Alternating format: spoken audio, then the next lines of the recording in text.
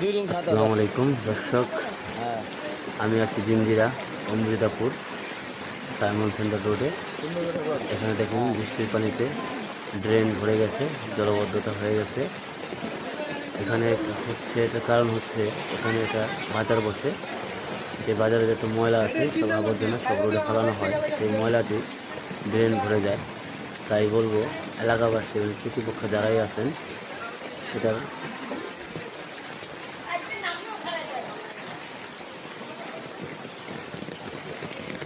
দ্রুত এটার পদক্ষেপ নেন। এই যে রোডের আশেপাশে এবং যে দোকানদার যারা আছেন, এই জলবদ্ধ কারণে ড্রেন ভরে যাওয়ার কারণে দোকানও পানি ঢুকে যাচ্ছে। এই দেখুন, এই যে দেখছেন দোকানও পানি ঢুকে যাচ্ছে। তাই তারা এটা বন্ধ করার জন্য চেষ্টা করছে। আর এই দেখেন আশেপাশে কত ময়লা। আসেন সামনে যাই, আপনি দেখাই। এই যে আপনার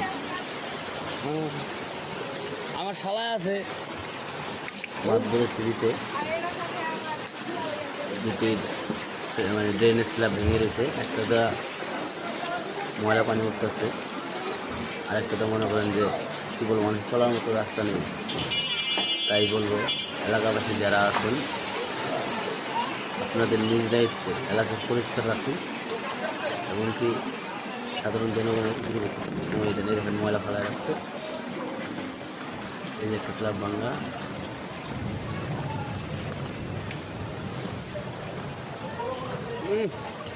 মাল উঠতেছে মাল দেখো না। এই দেখেন ময়লা পানি, এই দেখেন ফেলে উঠতেছে। এমন একটা পরিস্থিতি ভয়াবহ। ডাক্তার হালা দিলি না। তাই সবাইকে বলবো আপনারা নিজ নিজ দায়িত্বে চেষ্টা করুন।